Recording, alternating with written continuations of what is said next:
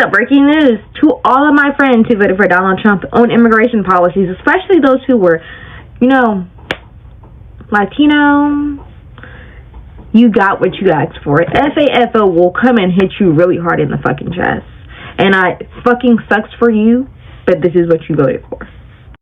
The new immigration bill that has passed has a horrifying Trojan horse. Yes, this comes to us from Slate. Now, we're all in, the business of being bipartisan.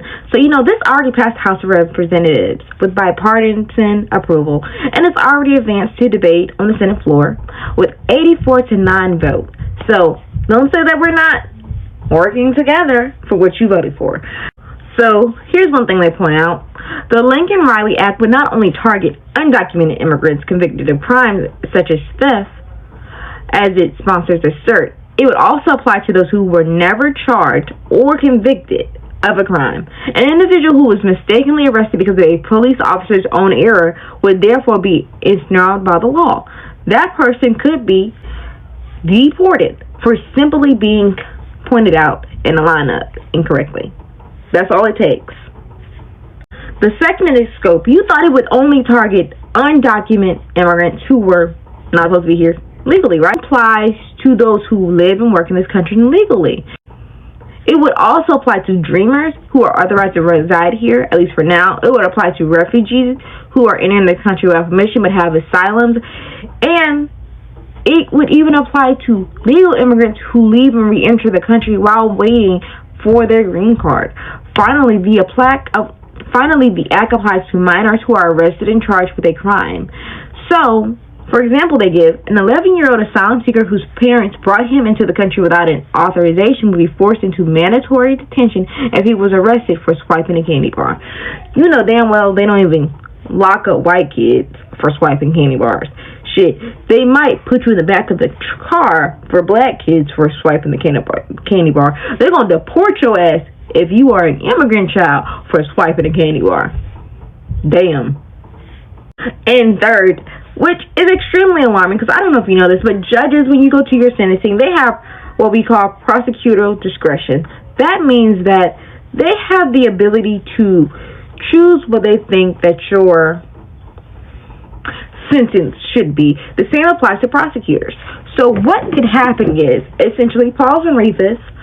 You could end up, for instance, going to court. You're not arrested. You're not charged yet with the crime, but the Attorney General could, for instance, ask a federal judge to order the detention of a specific migrant who was released from custody. A state Attorney General could also sue the federal government over a policy that implements prosecutor discretion by deprioritizing the deportation of certain immigrants. States like Texas, yes, Texas, could clog federal courts' docket with unceasing streams of lawsuits against the federal government, urging judges to lock up more immigrants. And we all know that's what Paxton loves to do with his racist ass. So what does this mean for you, my unlucky friends? This means that you better start getting you an underground railroad system. You need one today, because we all know about racial profiling in this country. Me as a black African woman, I understand about racial profiling. I understand just the history. If some of y'all don't, I recommend y'all look up U.S. history between 1901 to 1944. Then maybe you will have a modicum of understanding of just how ingrained racial profiling is in our country. Until you do that, I have nothing but prayers for you. Because the same way y'all couldn't read between the lines, and y'all were like, well, we're going to go to court. We're going to go to court. Well, ma'am, go to court. But this law, which has bipartisan support, because that's what you wanted. You wanted Donald Trump. You said he had a mandate. Well, he got a mandate. And since he got that mandate that y'all said he got, you now have the law to go with that mandate. And that law, if signed, and it looks like it'll be signed and it'll be passed. Even if Joe Biden vetoes this, you know what? They got such good bipartisan support, it looks like it could pass the veto, or they could just pass it again and give it to Donald Trump on January 20th, which he promised. Your ass will be grass on the other side of the border, which, for all we know, might be called the the Gulf of America. So, I'm not good with geography. Don't get me in the comments. But, yes. We told y'all this was coming.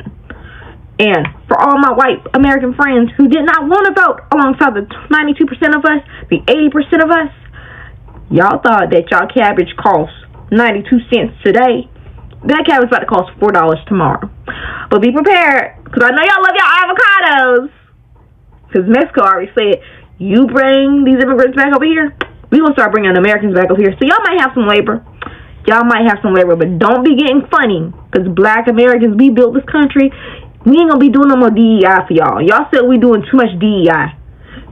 So, we can't be doing the fields. That's DEI. You got to have white only for the food to be right. You don't want us touching it, you know? You don't want the DEI to get on the food, then you might eat it. Right? You don't want to eat DEI.